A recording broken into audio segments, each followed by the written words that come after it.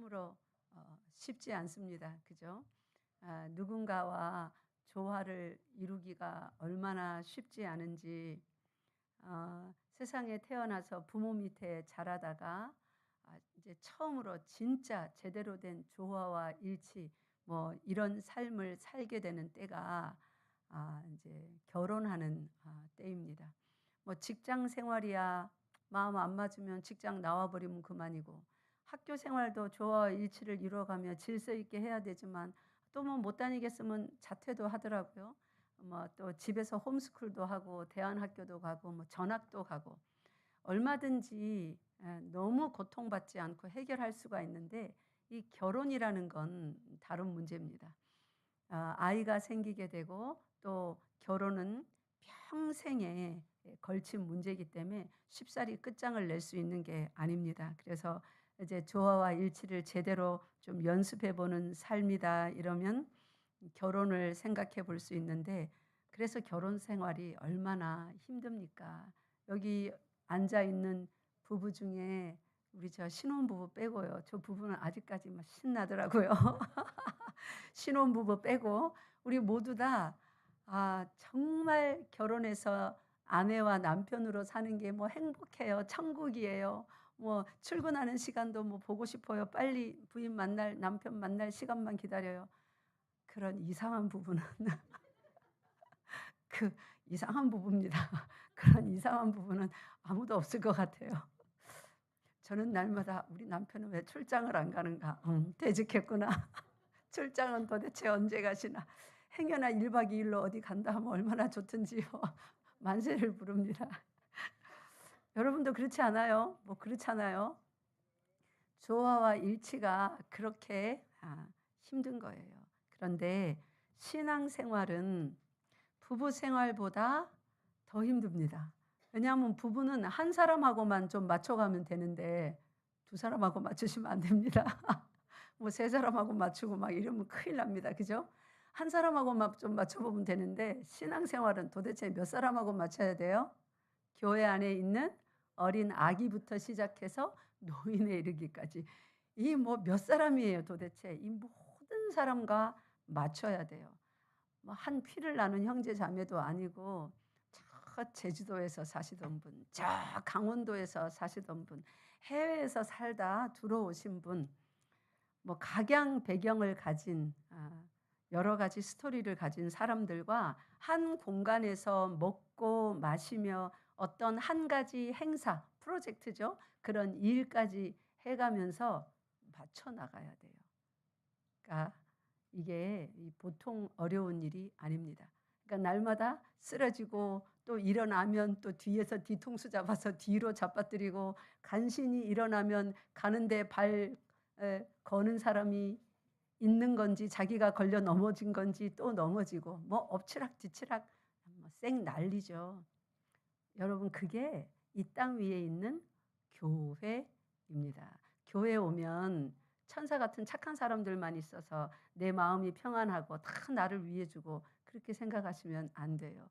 교회는 죄인들의 공동체예요. 죄인들이 모여가지고 한 몸이라고 하면서, 죄인들이 딱 모여서 한 공동체를 이루고 함께 밥 먹고 함께 잠자고 함께 무슨 행사도 하고 막 이러는 아주 공동체가 세상에 아주 극적인 공동체가 하나 있는데, 하나는 저 감옥이고 죄인들이 모인 공동체 아닙니까? 그죠?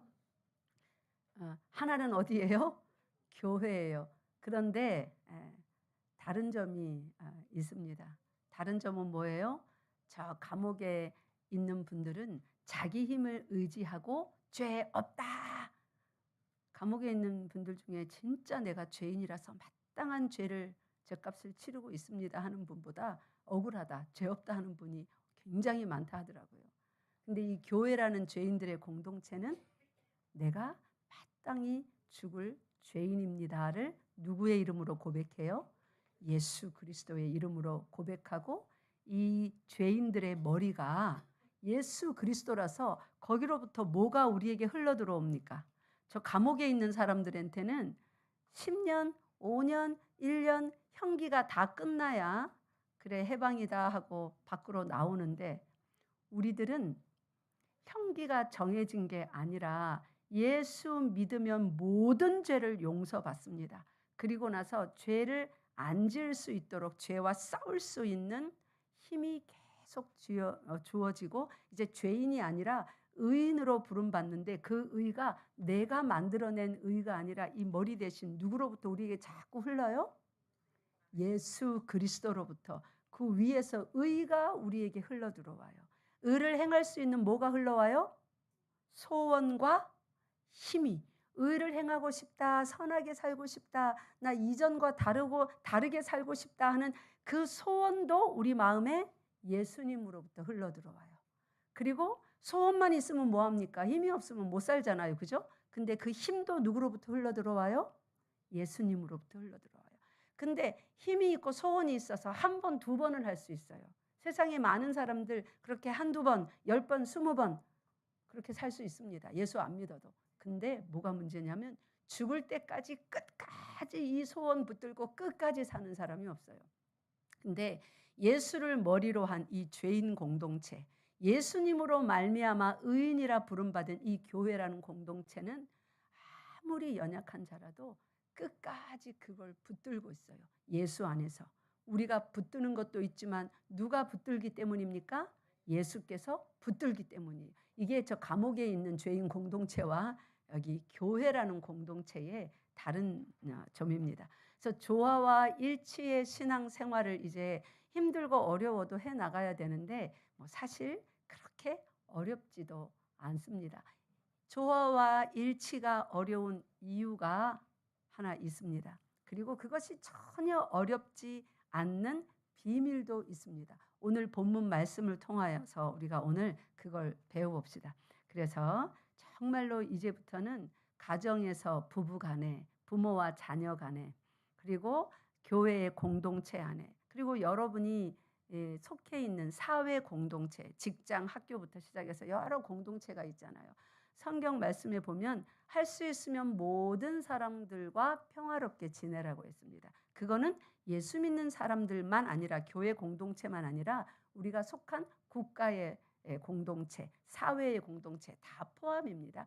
그러니까 예수 믿는 사람들은 교회 밖에서도 많은 사람들과 평화롭게 지내야 돼요. 교회 안에서만 인자한 척하고 밖에 나가서는 시시비비 가리는 거 좋아하고 막 따지는 거 좋아하고 뻑하면 화내고 이렇게 살면 안 되는 것입니다.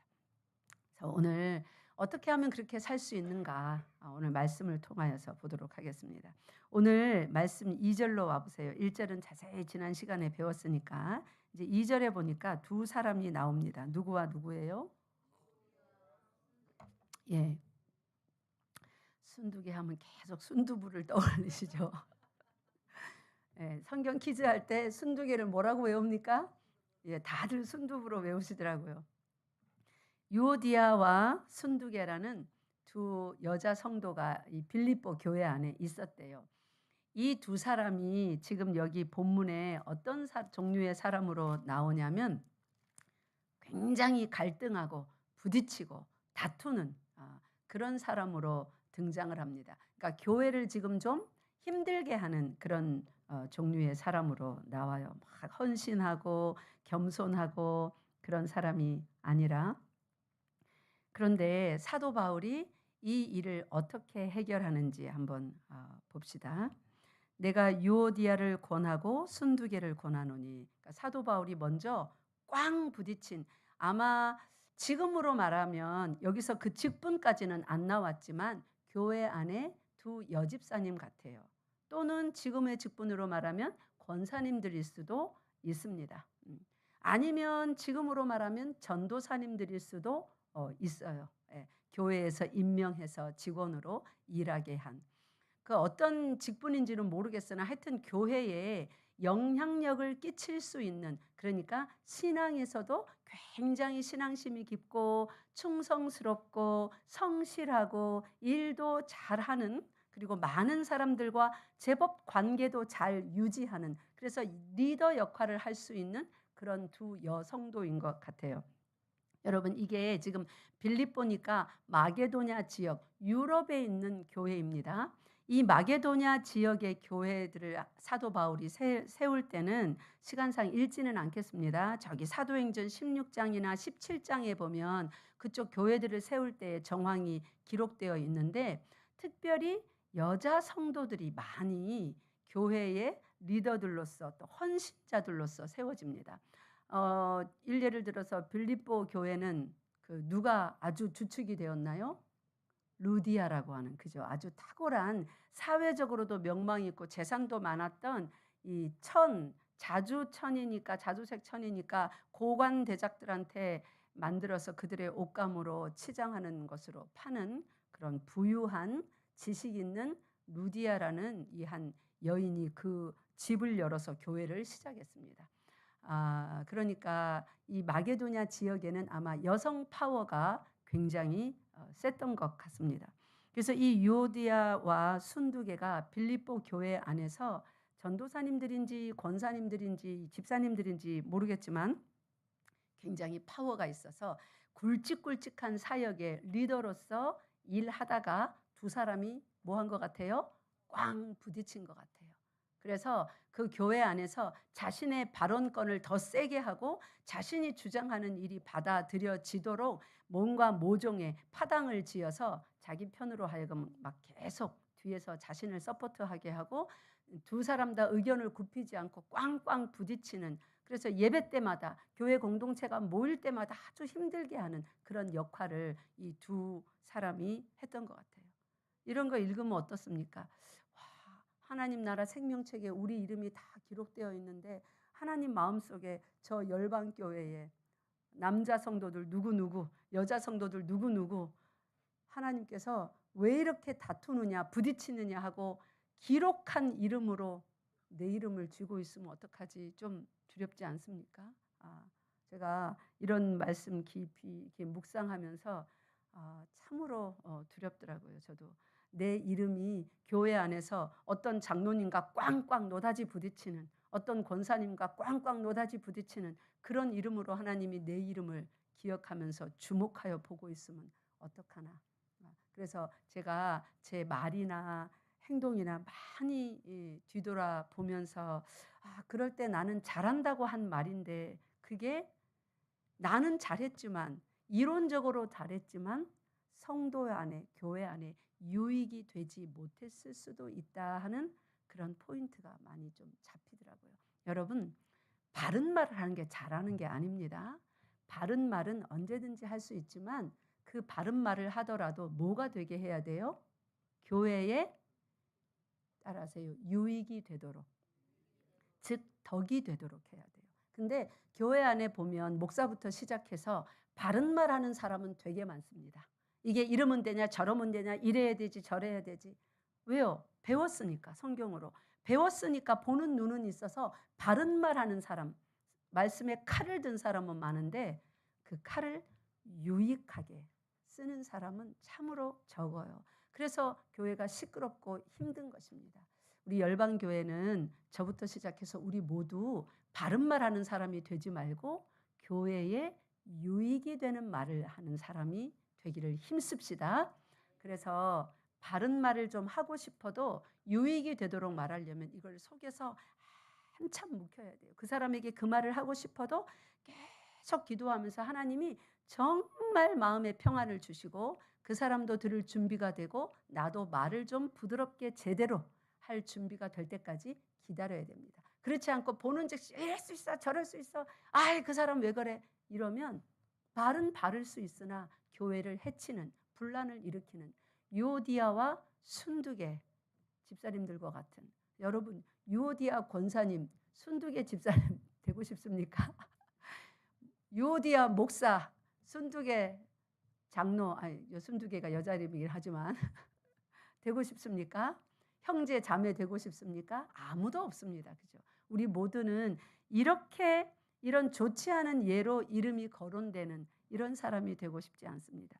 이 두 분 분명히 천국 갔을 텐데 참으로 죄송합니다. 천국 가서도 본인들의 이름이 지금 좋지 않은 일에 뭐로 쓰여요? 본보기로 계속 쓰이잖아요. 우리 열방교회가 앞으로 예수님 오시는 날까지 몇 년의 역사를 계속하면 예수님이 오실지 모르겠으나 우리가 죽고 나서 아이 말이야 그때 그 집사님처럼 그렇게 하면 안 되지, 그때 그 목사처럼 하면 안 되지, 그때 그 장로처럼 그렇게 하지 맙시다 이러면서 여러분의 이름이 어떤 좋지 않은 일에 아이 그 집사님 진짜 그렇게 하니까 이래 됐잖아요. 우리 여러 형제님처럼 그렇게 하면 좋겠어요. 그래서 우리의 이름이 공적으로는 감히 거론이 안 되더라도 사적으로 어느 그룹에선가 얘기하는데 여러분의 이름이 좋지 않은 일에 거론된다면 그 얼마나 불명예입니까? 반대로 좋은 일에 정말 그 집사님 오래 잘 참던데 우리 그 집사님처럼 합시다. 그 장로님처럼 합시다. 그 권사님처럼 합시다. 이런 일에 그 이름이 사용된다면 얼마나 좋아요.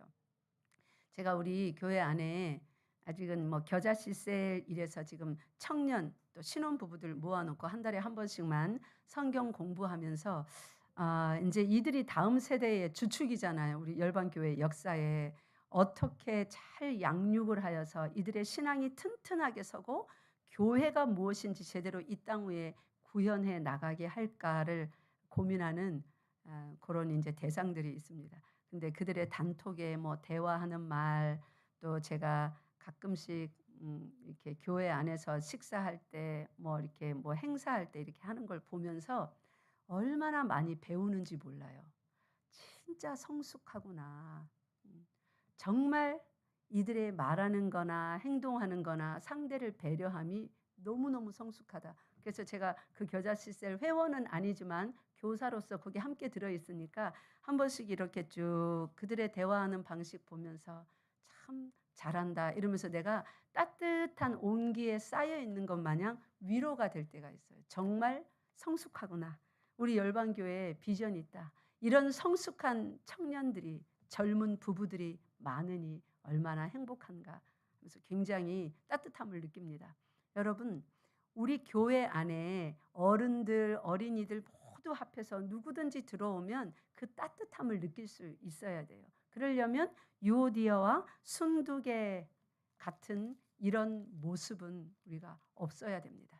그런데 사도 바울이 지금 유오디아를 권하고 순두개를 권하노니 이러면서 이 두 사람에게 따로따로 먼저 만나서가 아니라 편지로 따로따로 권하는 말을 합니다.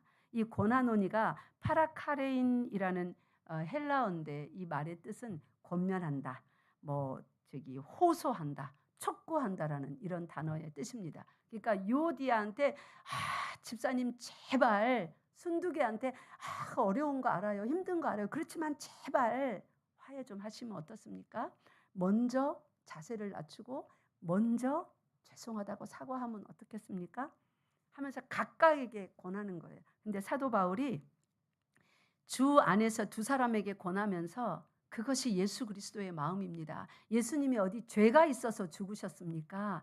상대를 위하여, 상대의 유익을 위하여, 그 구원을 위하여 죽으셨지 않습니까? 유오디아 권사님, 순두개 집사를 위하여서 좀 먼저 내가 잘못했습니다, 그렇게 죽어주시면 안 되겠습니까? 그것이 예수님의 마음이잖아요. 또 반대로도 해보고. 근데 사도 바울이 안 거예요. 이 두 사람에게 아무리 권해봐야 둘이서 서로 화해할 능력을 이미 상실할 만큼 피곤하고 이 신경줄이 칼끝같이 섰다는 거. 그래서 3절로 넘어와 보세요. 이제 그 다음 단계로 이렇게 말합니다. 3절 다 읽겠습니다. 시작. 또 참으로 나와 멍에를 같이 한 내게 구하노니 복음에 나와 함께 힘쓰던 저 여인들을 돕고 또한 글레멘드와 그 외의 나의 동역자들을 도우라. 그 이름들이 생명책에 있느니라. 아멘. 사도 바울이 이제 참으로 나와 멍에를 같이 한 내게 구하노니 한 어떤 한 사람한테 도움을 구합니다. 뭘 도와달라고 합니까? 복음에 나와 함께 힘쓰던 저 여인들을 돕고, 저 여인들이 누구예요? 유오디아와 순두개. 지금 유오디아 집사님, 순두개 권사님 참 주 안에서 한 마음 좀 품으시면 안 되겠습니까? 막 이렇게 호소해도 안 되는 거예요. 딱 서로 자기는 틀린 것이 없다고 주장하는 거예요. 내가 맞다고 주장하는 거예요. 저 사람이 번번이 왜 나만 잘못했다 해야 됩니까? 근데 지금까지 그렇게 했지 않습니까? 못하겠습니다. 이러고 있으니까 사도 바울이 에이 저런 권사가 다 있나 저런 집사가 다 있나 당신들은 이제 내가 신경 쓰지 않겠습니다. 이렇게 하지 않고 사도 바울이 제가 가만히 말씀을 보니까 왜 이 여인들을 꾸짖지 않고 지금 유오디아와 순두개를 꾸짖었습니까? 직접 꾸짖지 않았습니다. 그렇게 교회 안에 무리를 일으키고 딱 두 파당을 나누어서 그때 신약 여기 초대교회 시대에는 각자 집에서도 예배드렸어요. 그죠? 뭐 교회 건물이 따로 마련된 게 아닙니다. 그러니까 유오디아 집사님 집에서 한 무리가 예배드리고 순두개 집사님 집에서 한 무리가 예배드리고 또 정해진 날이 되면 어떤 큰 장소에 다 같이 모이면서 쫙 갈라져 앉았겠죠. 이러면서 교회 안에 무리를 일으키니까 자꾸 싸움을 하니까 권면을 따로따로 했는데 두 사람이 말을 안 들어요. 이런데 사도 바울이 두 사람을 꾸짖는 대신에 안타까이 여기며 그들을 뭐라고 부르냐면 이렇게 부릅니다. 그 두 여성도를 복음에 나와 함께 힘쓰던 저 여인들. 여러분 교회 안에 생활하다가 의견이 꽝 부딪혔습니다. 내가 생각하기에 말도 안 되는 주장을 하는 거예요. 그럴 때 우리가 그때 조심해야 돼요. 사도 바울과 같이 동일한 마음을 가져야 돼요. 그 꽝 부딪힌 분들이 예수를 믿는 분들이고 그동안의 교회를 위해서 굉장히 힘써 왔습니다. 그죠?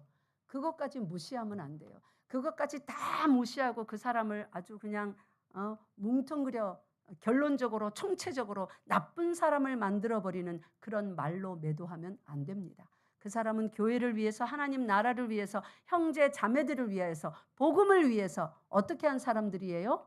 예수 그리스도와 함께 힘쓰던 사람들입니다. 우리가 그것을 잊지 말아야 됩니다. 그 사람이 예수님이 없다 하면 단절해야죠.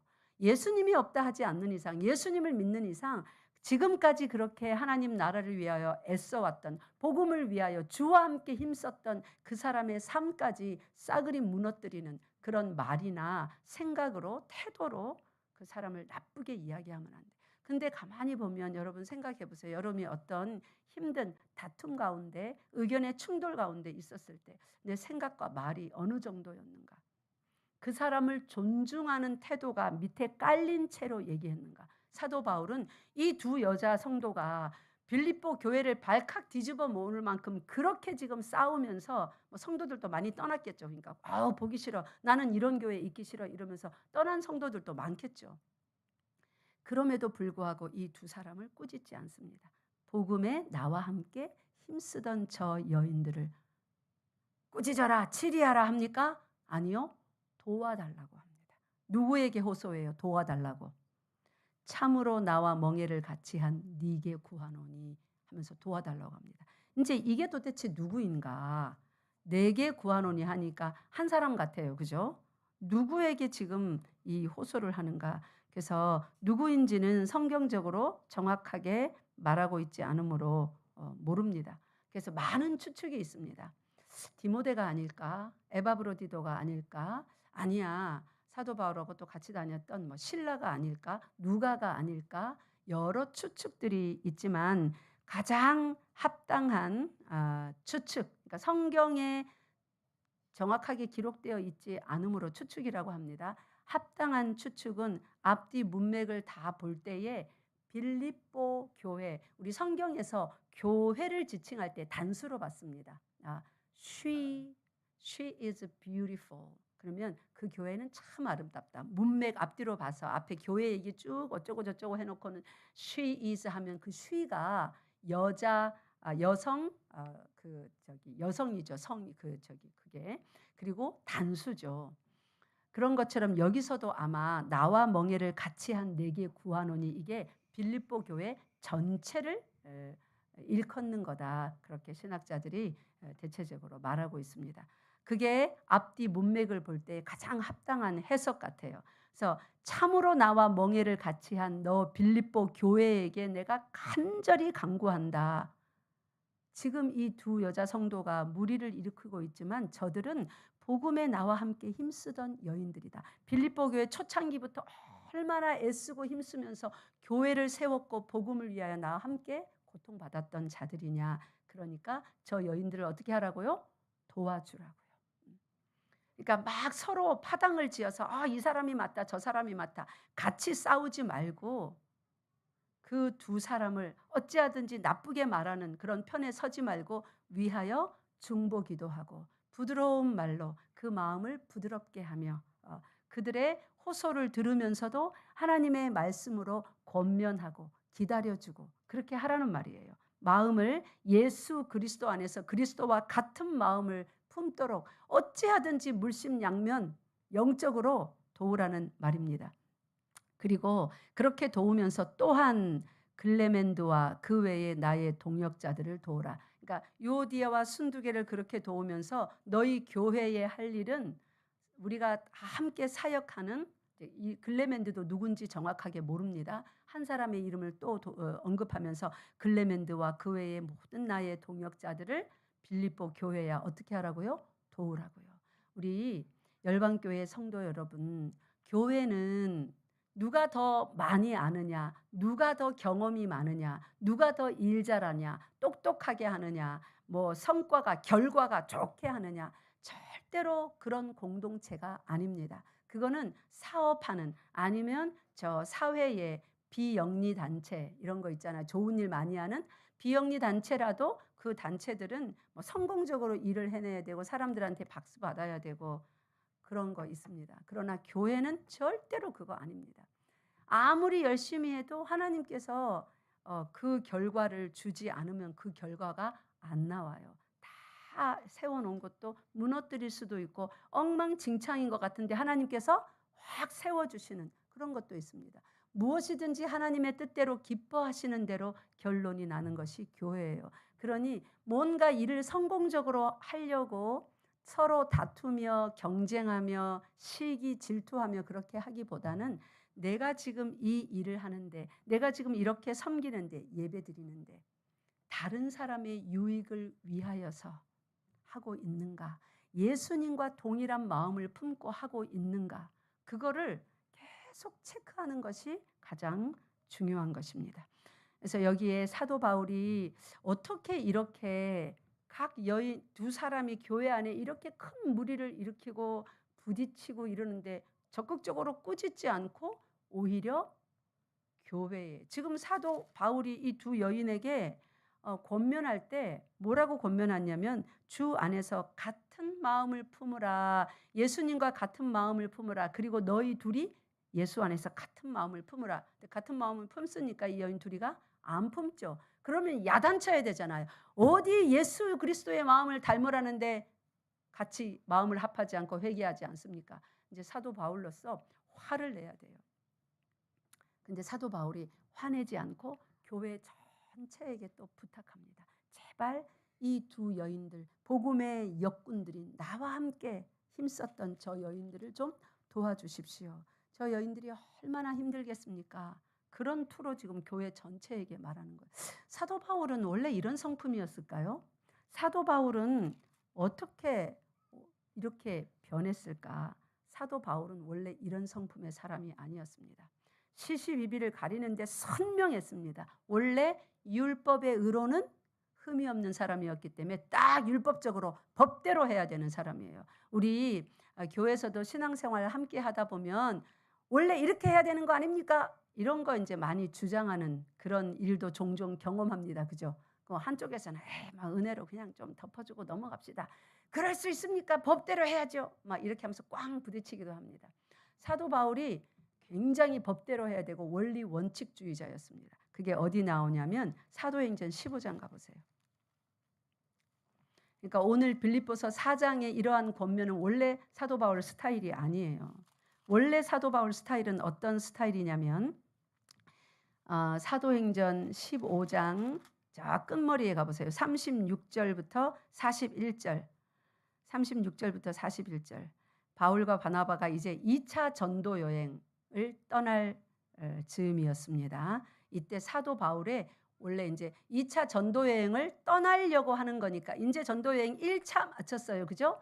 그러니까 총 3차 그리고 4차까지도 있었고 감옥에서도 있으니까 그의 그 하나님 앞에서의 종으로서의 살았던 기간을 다 두고 생각한다면 지금 사도행전 15장 이쪽에 지금 이 해프닝은 초창기의 해프닝입니다. 그러니까 사도 바울의 인간적인 성품도 아직 그대로 남아 있었을 그 초창기 때 일이에요.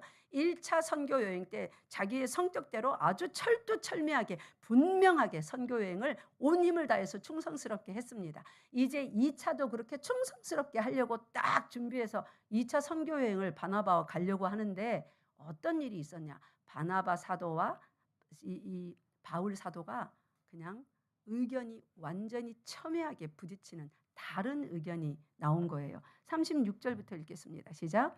며칠 후에 바울이 바나바더러 말하되 우리가 주의 말씀을 전한 각 성으로 다시 가서 형제들이 어떠한가 방문하자 하고 바나바는 마가라 하는 요한도 데리고 가고자 하나 바울은 밤빌리아에서 자기들을 떠나 함께 일하러 가지 아니한 자를 데리고 가는 것이 옳지 않다 하여 서로 심히 다투어 피차 갈라서니 바나바는 마가를 데리고 배 타고 구브로로 가고 바울은 실라를 택한 후에 형제들에게 주의 은혜의 부탁함을 받고 떠나 수리아와 길리기아로 다니며 교회들을 견고히 하게 하니라. 교회들을 견고히 하게 하려고 뭘 어떻게 했어요? 바나바와 대판 싸우고 다른 사람을 데리고 떠났대요. 뭐 하려고요? 교회들을 견고히 세우기 위해서. 이게 사도 바울 성격입니다. 제가 이 말씀을 준비하면서 뒤를 돌아다 보니까 제 큰 결점 중에 하나를 선명히 보게 됐어요. 제가 얼마나 예수님 사랑하시는지 여러분 아시잖아요. 그러다 보니까 제가 사도 바울과 같은 그런 성격, 어떤 주장, 말 그런 것들이 많았더라고요. 그래서 막 가차 없는, 너무 인정머리 없는 말, 인정 없는 행동. 그때 나는 정말 그것이 맞기 때문에 사도 바울과 같은 심정이었겠죠. 정말 하나님의 일은 이렇게 해야 되는 겁니다. 신앙생활은 이게 맞습니다 하면서 정말 그렇게 했는데 이게 성도의 심령에 교회 안에 유익을 가져오지는 못했겠구나. 내가 꼭 사도 바울과 같이 여기서 교회를 견고히 하고 성도를 세우기 위하여서 하나님의 영광을 위해서 내가 이렇게 한 것이 곧잘 있었구나 하면서 너무 마음이 아프고 성도들한테 미안했습니다. 이 시간을 빌어서 여기 성가대에서부터 여기 끝까지 방송실까지 유아실까지 대단히 죄송합니다. 성도 여러분, 행여나 제가 열심히 목회하느라 하나님의 영광을 위하고 교회를 거룩하게 세우고자 말했지만 여러분의 마음에 상처가 된 말이나 행동이 있다면 저도 잘 몰랐어요. 이게 그런 거라는 거. 이제 말씀을 연구하며 가르쳐가며 이제 빌립보서를 통해서 제가 정확하게 깨닫는 거예요. 하나님을 영광도 좋고 교회를 견고하게 세우는 것도 좋은데 모두에게 어떻게 해요? 유익이 되도록 했어야 돼요. 그래서 사도 바울처럼 이렇게 하면 안 되는 거였습니다. 그래서 제가 미숙했죠. 사도 바울도 선교 초창기에 이런 미숙함이 있어서 대판 싸우고 이제 갔습니다. 그런데 이 사도 바울이 선교를 해가면서 제가 목회를 해가면서 깨닫는 것처럼 선교를 해가면서 옳은 것이 다 유익한 것이 아니라는 걸 깨달은 거예요. 사도 바울이 지금 이렇게 하는 거 옳죠. 중간에 일하다가 내몰라라고 다 집어 던져버리고 가는 게 이게 잘하는 겁니까? 마가처럼? 잘하는 거 아니잖아요. 그죠? 이게 사도 바울 말이 옳죠. 그런데 옳은 것이 유익을 가져오지 않는 수도 있다는 것을 사도 바울이 이 선교를 거듭해 가면서 이제 연륜이 쌓이고 신앙의 경륜이 쌓이니까 깨닫게 된 거예요. 그래서 저 3차 전도 여행쯤 가면 어떻게 변하냐면 자 보세요. 고린도전서 8장에 가보세요. 고린도전서 8장은 3차 전도 여행을 하면서 그 고린도 교회에 문제가 일어났을 때 이렇게 하라 하고 써보낸 편지입니다. 그러니까 3차 그러니까 이제 한참 신앙의 경륜도 선교의 경륜도 많이 쌓였을 때죠. 고린도전서 8장. 어떤 사람들이 세상에 우상에게 제사 지낸 뭐 제우스 신, 아프로디테 신, 뭐 아폴로 신 이런 신전에 막 제사한 음식을 먹는다는 얘기가 들렸습니다.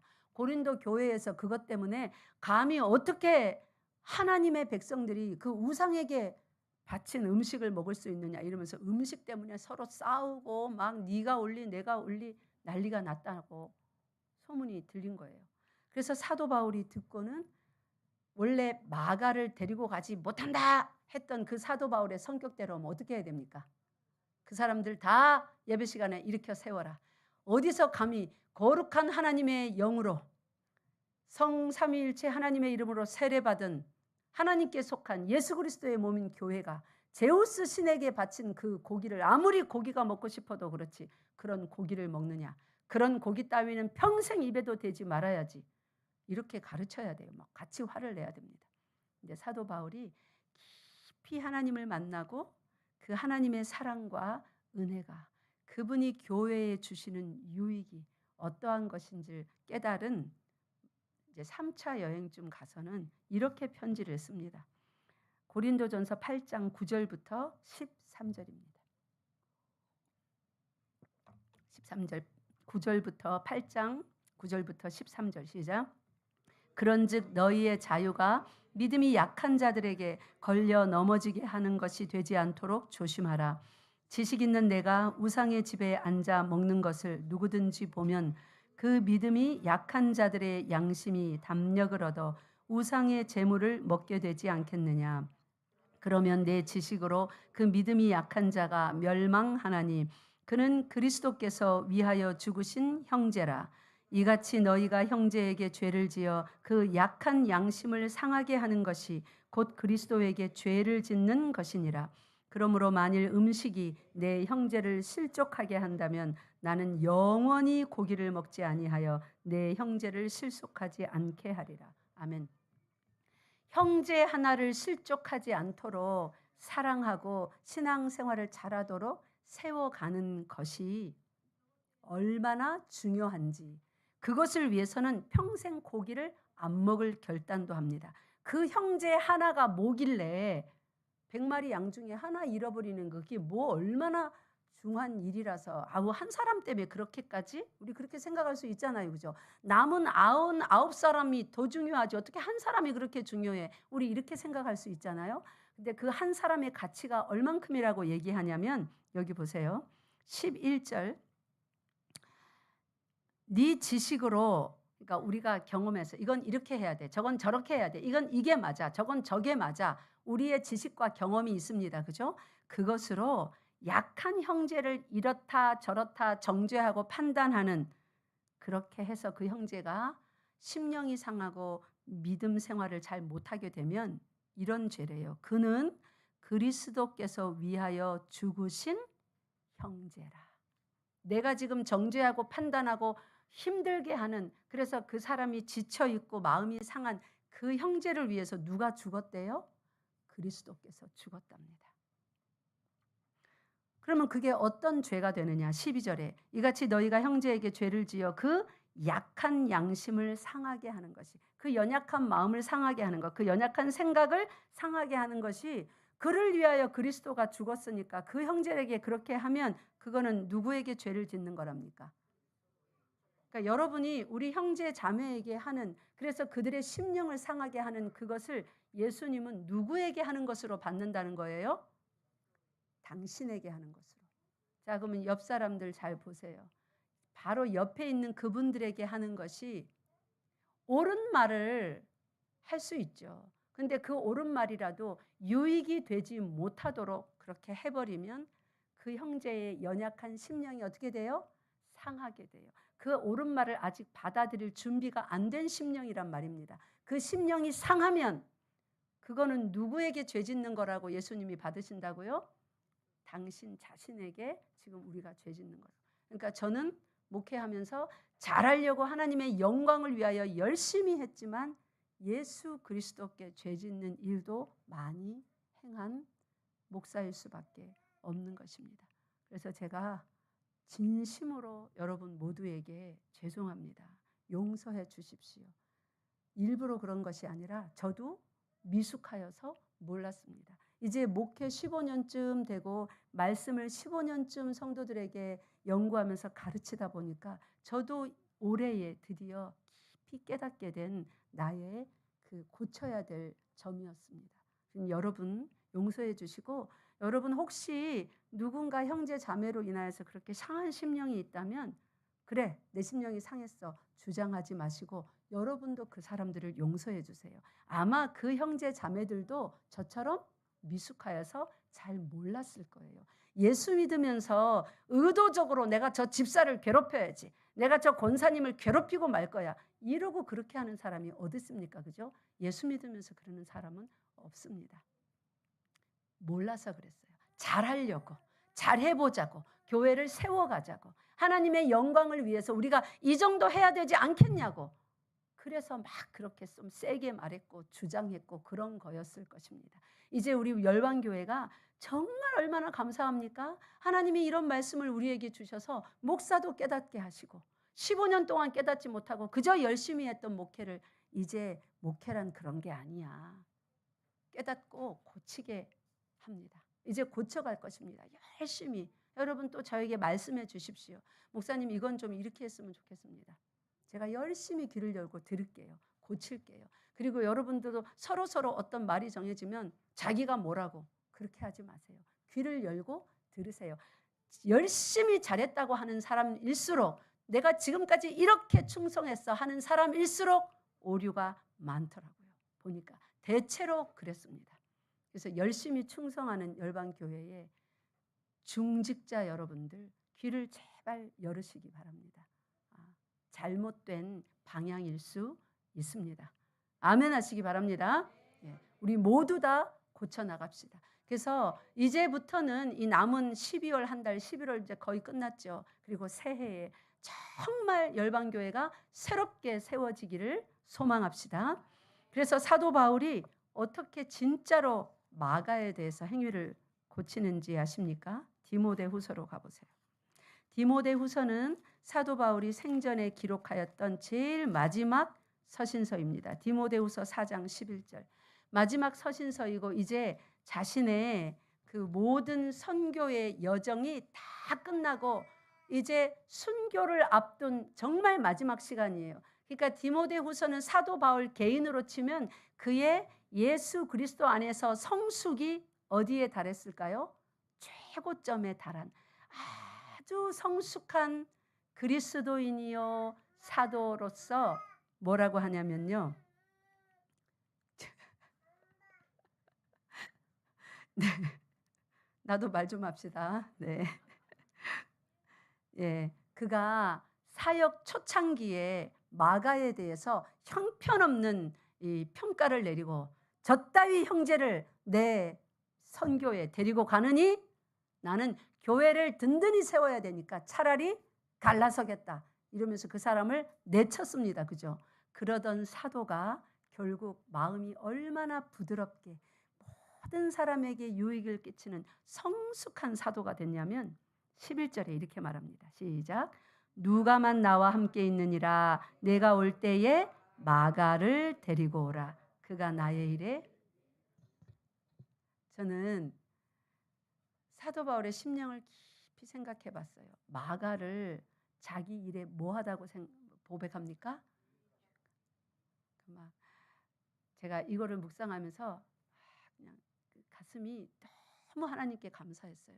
어쩌면 나 같은 사람에게 이런 말씀을 깨닫게 하는가.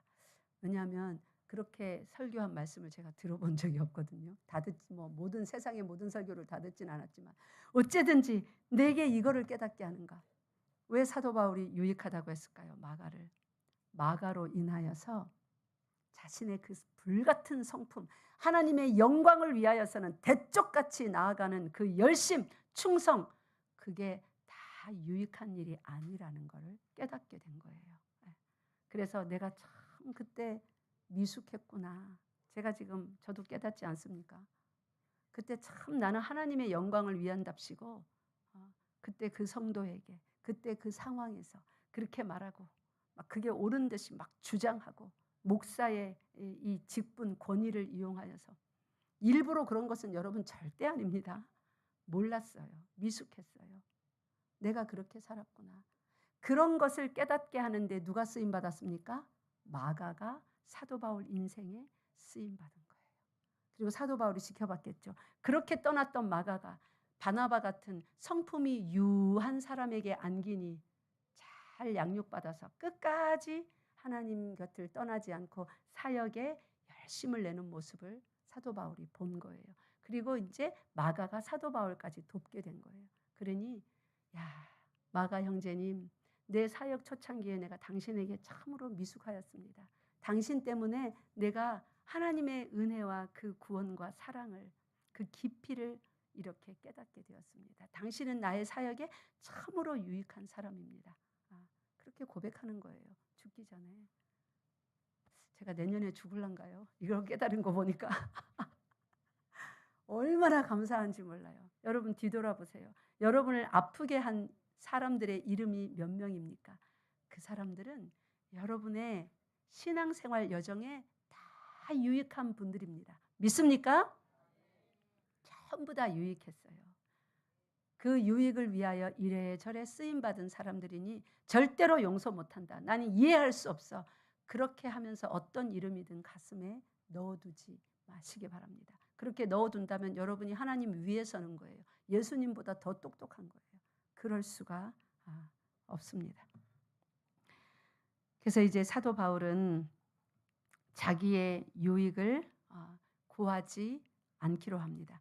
이전에는 자랑이 참으로 많았던 사람이었습니다. 그죠? 근데 더 이상 자기의 유익을 구하지 않고 이 유오디아와 순두계 이 두 여성도에게 그렇게 권하기까지 사도 바울은 이 빌립보서를 쓸 때에 1장부터 계속 조화와 일치의 신앙생활을 말합니다. 그가 친히 어떻게 살았냐면 1장으로 다시 와보세요. 이제 말씀을 맺읍시다. 1장 15절에 보니까 어떤 이들은 투기와 분쟁으로 어떤 이들은 착한 뜻으로 그리스도를 전파하니, 그러면서 사도 바울이 굉장히 어려운 상황에 처했는데 18절에 오니까 그러면 무엇이냐, 거칠애로 하나 참으로 하나 무슨 방도로 하든지 전파되는 것은 그리스도니 나는 기뻐하고 또한 기뻐하노라. 그런 상황에 질투, 시기, 다툼에 휘말리지 말고 그렇게 질투받고 시기받고 오해받아도 기뻐하라는 말이에요. 하나님 안에서. 그 다음에 2장으로 오면 2장에도 2장 2절에 다 같이 읽겠습니다. 시작. 마음을 같이하여 같은 사랑을 가지고 뜻을 합하여 한 마음을 품어라고 하나로 조화되고 일치되는 것이 얼마나 중요한지 말합니다. 그렇게 말했던 사도 바울이 3장에 와서 실예를 드는 거예요. 3장이 아니라 4장에 와서 실례, 그 교회에 있던 한 가지 예, 두 사람의 이름을 들면서 이 두 사람이 이렇게 되는데 같은 마음을 품어보십시오. 각각 말하니까 말을 안 들어. 그럴 때 야단치는 것이 아니라 교회 전체여, 이 두 여인은 나와 함께 복음에 힘쓰고 애쓴 자들이니 교회 전체가 도와주십시오. 이게 교회의 모습입니다 하면서 교회가 선교도 좋고 뭐 다 좋지만 조화와 일치를, 화평을 이루어내는 것이 얼마나 중요한 것을 말합니다. 그리고 빌립보서 2장에 그 클라이막스가 있죠. 2장 5절부터 8절까지 그리스도 예수 안에서 같은 마음을 품으라고 했던 예수의 마음이 도대체 어떤 마음인가? 5절부터 8절까지 읽겠습니다. 시작. 너희 안에 이 마음을 품으라. 곧 그리스도 예수의 마음이니 그는 근본 하나님의 본체시나 하나님과 동등됨을 취할 것으로 여기지 아니하시고 오히려 자기를 비워 종의 형체를 가지사 사람들과 같이 되셨고 사람의 모양으로 나타나사 자기를 낮추시고 죽기까지 복종하셨으니 곧 십자가에 죽으심이라. 아멘. 이것이 예수 그리스도의 마음이랍니다. 아무 죄도 없으신 분이 상대의 유익을 위하여, 상대는 누굽니까? 자신에게 안겨주신 하나님께서 주신 그 죄인들이죠. 백성들이죠. 그들을 위하여 죽기까지 복종하셔서 하나님의 뜻에 일치시켰고 자기네 삶을 백성들과 조화를 이루어냈습니다. 돌 들고 다 던지려는 그 백성들 앞에, 십자가에 못 박으소서 하는 그들 앞에 조화롭게 그들의 말을 다 받아들이셔서 그들을 다 끌고 어디로 나왔어요? 빛으로, 생명으로, 의로 나오신 것입니다. 교회가 하나님 앞에 바로 서려면 바로 이 일치와 조화의 신앙생활을 하는 성도들이 곳곳에 세워져야 됩니다. 우리 성가대에서 누군가 한 명이 그렇게 세워지고 이쪽 줄에서 누군가 한 명이 그렇게 세워지고 각 줄에서 그렇게 한 명만 세워져도 그 사람으로 인하여 모든 힘듦과 어려움들이 거기로 들어가면 어떻게 돼요? 꿀떡 삼켜져요. 어떤 사람들은 같이 막 내뱉는데 어떤 사람들은 꿀떡 삼키고 있습니다. 그런 사람들이 교회 안에 많을 때 하나님이 기뻐하시면 교회가 튼튼히 세워지는 것입니다. 그래서 우리 교회는 그런 사람이 이쪽 줄 저쪽 줄에 한 사람들만 있으면 안 돼요. 왜냐하면 하나님께서 맡겨주신 사명이 크기 때문에 우리 모두가 그렇게 돼야 돼요. 그래서 앞으로 보내주실 그 사람들을 다 품어낼 수 있도록 그런 준비가 돼야 하나님께서 빈 자리를 채워주시는 것입니다. 작년과 올해 우리는 많은 연습을 했습니다. 많은 사람들이 왔다가 결국은 조화와 일치를 이뤄내지 못하고 어떻게 됐어요? 많이 떠나갔습니다. 내년은 어떻게 사시렵니까? 또 떠나보내는 2026년을 만드시렵니까? 아니면 오늘 배웠던 말씀의 성도로 내가 변화되리라 결단하여서 많은 이들을 하나님이 보낼 수 있는 열방교회로 만들어 가시렵니까? 우리 하나님 앞에 부끄럽지만 정직한 심령으로 나아가서 하나님이 기뻐하시는 그 교회를 꼭 만들어 냅시다. 기도하겠습니다. 하나님 아버지 참으로 감사합니다. 예수 그리스도의 마음을 품으라 하시며 오늘 그 마음을 함께 품지 못하는 유오디아와 순두개의 이름까지 성경에 기록하시며 한 예수 그리스도와 같은 마음을 품는 것이 얼마나 중요하길래 이미 천국 간 성도들인 그 이름이 이렇게 성경에 기록까지 되어서 부정적인 예로 계속 거론되어야만 합니까? 그렇게 해서라도 교회를 하나님 일치와 조화, 예수 안에서 그것을 이루어내는 교회로 만드시려 합니까? 하나님은 그것을 얼마나 귀하게 생각하는지 오늘 말씀을 통하여 배웠습니다. 우리 열방교회에 이러한 말씀을 허락하여 주시니 너무나 감사합니다. 오늘 말씀을 들은 우리 모두가 반드시 조화롭고 예수 그리스도의 뜻에 일치하는 그런 신앙생활을 하는 우리 아름다운 열방교회 되게 하여 주시옵소서. 한 주간의 모든 삶 가운데 교회의 형제 자매들뿐만 아니라 우리가 속한 가정과 사회와 국가 속에서도 그런 평화를 이끌어내는 피스메이커로 살게 하여 주시옵소서. 우리 주 예수 그리스도 이름으로 기도드리옵나이다.